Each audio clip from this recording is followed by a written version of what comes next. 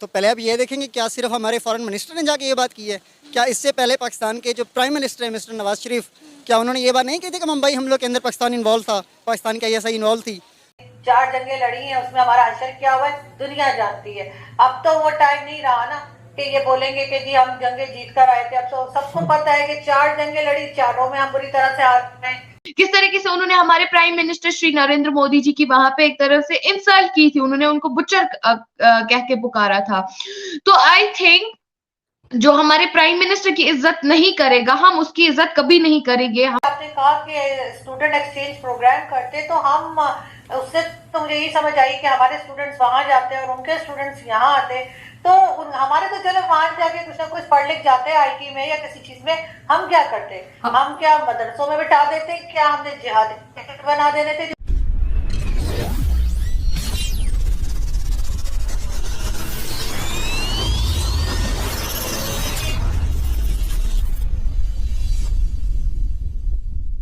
Hello दोस्तों, welcome to my YouTube channel अपना हिंदुस्तान।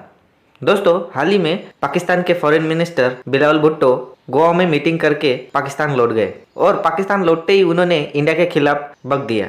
उन्होंने ये बोला कि अगर इंडिया कश्मीर में G20 की मीटिंग करवाता है तो पाकिस्तान इंडिया को मुंह तोड़ जवाब देगा, इंडिया कभी भूल नहीं पाएगा।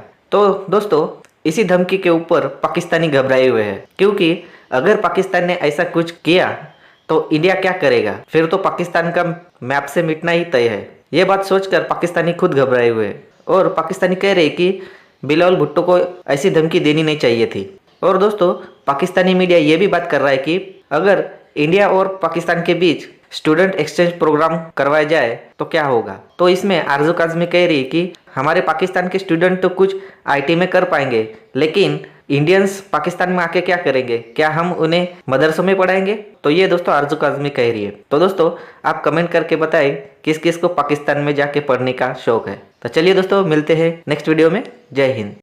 ज़बरदस्त। आपको पता होगा कि रिसेंटली हमारे foreign minister Bilawal Bhutto Zardari India visit पर गए हुए थे। वहाँ जाकर वो G20 इजलास पर जो कि कश्मीर में होने जा रहा है, इंडिया में धमका कर आ गए हैं। उन्होंने कहा कि वक्त आने पर हम भारत को एक ऐसा जवाब देंगे कि भारत याद रखेगा। क्या कहेंगे, क्या उनका इंडिया में जाकर इंडिया को इस तरह से धमका कर आना ठीक है? देखें, इसके बेसिकली तो 2 पॉइंट्स ऑफ व्यू हैं। पहला तो ये है कि क्या इंडिया के अंदर जाके ये बात करना ठीक था या नहीं था। तो इसके ऊपर तो मेरा एक पर्सनल पॉइंट ऑफ व्यू ये है कि उसमें कोई मसला नहीं है कि अगर हम इंडिया में जाके भी अगर उसको कोई बात कर रहे हैं तो वो हमारे लिए कोई इतना प्रॉब्लम नहीं है। लेकिन दूसरी बात ये है कि किस टॉपिक के ऊपर बात हो रही थी, वो था G20 का। तो शायद मुझे ये लगता है कि उसके ऊपर, क्योंकि ये बेसिकली तो ये पाकिस्तान को रिप्रेजेंट कर रहे थे वहाँ पे, तो और इस तरह के जहाँ पे इंटरनेशनल इश्यूज चल रहे हो तो वहाँ पे इस तरह की बात करना इस मौके के ऊपर शायद ये सही नहीं था उनके लिए। हम इस काबिल हो जाएं कि हम इंडिया को आंखें दिखा सकें। फ़िलहाल हम सिर्फ बातें आंखें दिखा सकते हैं, फिजिकली या उनके क्या हम ग्राउंड रियलिटीज़ के ऊपर इंडिया के सामने हम कुछ नहीं है इस टाइम के ऊपर। आपको पता है कि इंडिया में जब भी कुछ होता है उसका मलबा पाकिस्तान पर डाला जाता है। अभी रिसेंटली इंडिया का पुंछ के मकाम पर एक दहशतगर्दाना हमला हुआ, उसमें भी ये कहा गया, ये साबित करने की कोशिश की गई कि इसमें पाकिस्तान मुलव्विस है। अब अगर अल्लाह ना करे G20 इजलास के दौरान इंडिया में कुछ हादसा पेश आ जाता है या आने वाले वक्त में कुछ हो जाता है, तो हमारे फॉरेन मिनिस्टर तो वहाँ जाकर उन्हें धमकी देकर आए हैं। तो आपको नहीं लगता कि उसका जिम्मेदार पाकिस्तान को ठहराया जाएगा? तो पहले आप ये देखेंगे क्या सिर्फ हमारे फॉरेन मिनिस्टर ने जाके ये बात की है? क्या इससे पहले पाकिस्तान के जो प्राइम मिनिस्टर है मिस्टर नवाज शरीफ, क्या उन्होंने ये बात नहीं की थी कि मुंबई हमलों के अंदर पाकिस्तान इन्वॉल्व था, पाकिस्तान की ISI इन्वॉल्व थी?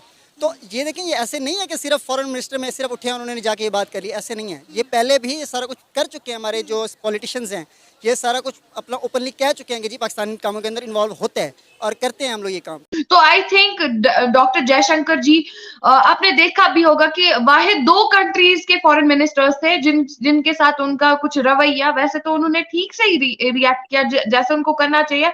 I really appreciate them, because अगर शायद मैं होती, हर एक इंडियन के दिल में एक खून खोलता है जब भी हमारे भारत के जितने भी हमारे सोल्जर्स है कि किस तरीके से वो हमारी हिफाजत करते हैं और अपनी जानें निछावर करते हैं अपने वतन के लिए। तो उनमें भी वही एक गुस्सा होगा कि एक तरफ से तो यार ये सीमाओं पे टेररिस्ट फेंक रहे, एक तरफ से तो सीमाओं पे यार ये दहशतगर्दी फैला रहे हैं, तो दूसरे किस्म से बोल रहे हैं कि हम फ्रेंडली रिलेशंस बरकरार कर रहे हैं। और सेकंड थिंग, आपने देखा भी होगा कि आपने पिछला UN का इंटरव्यू आपने देखा होगा बिलावल भुट्टो का, किस तरीके से उन्होंने हमारे प्राइम मिनिस्टर श्री नरेंद्र मोदी जी की वहां पे एक तरफ से इंसल्ट की थी, उन्होंने उनको उनको बुचर कह के पुकारा था।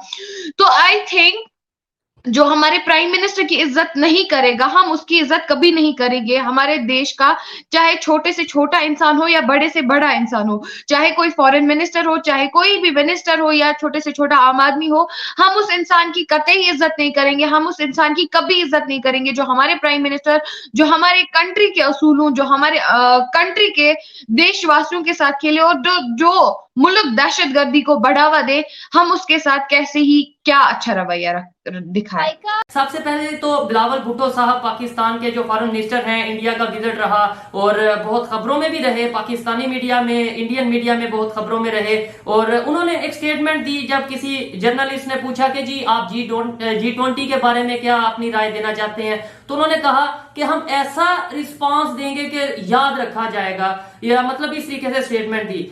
पाकिस्तान की इस टाइम जो इकोनॉमिक कंडीशन है, पाकिस्तान इस टाइम बहुत से इंटरनल मैटर्स की अगर बात करें, इंटरनल क्राइसिस की बात करें, क्या जवाब दे सकते हैं कि दुनिया याद रखे आपके ख्याल में? और दूसरे नंबर पे क्या ये ऑथेंटिक आंसर था, एक अच्छे एक मतलब क्या मैच्योर फॉरेन मिनिस्टर की ये आंसर था?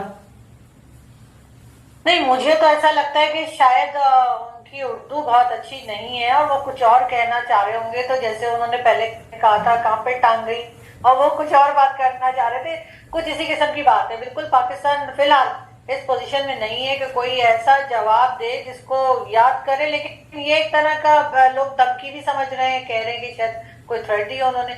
लेकिन शायद एस्टेब्लिशमेंट की तरफ से ऐसा कहा गया होगा कि जब कोई ऐसा सवाल हो तो वो इस पे ये जवाब दे, क्योंकि बहरहाल पाकिस्तान ऑब्जेक्शन तो कर रहा है, चाहे वो करना चाहिए या नहीं करना चाहिए G20 के ऊपर, क्योंकि वैसे भी G20 कंट्रीज में पाकिस्तान शामिल नहीं है। बिल्कुल, पाकिस्तान को कोई राइट बनता नहीं, लेकिन आप वो राइट कश्मीर के ऊपर हम लोग क्योंकि हमेशा से एक अपना पॉइंट ऑफ व्यू रखते हैं, तो शायद इसी वजह से उन्होंने कहा होगा। अदरवाइज मेरा नहीं ख्याल कि भारत में लोग घबरा गए होंगे उनकी कोई ये बात सुनकर।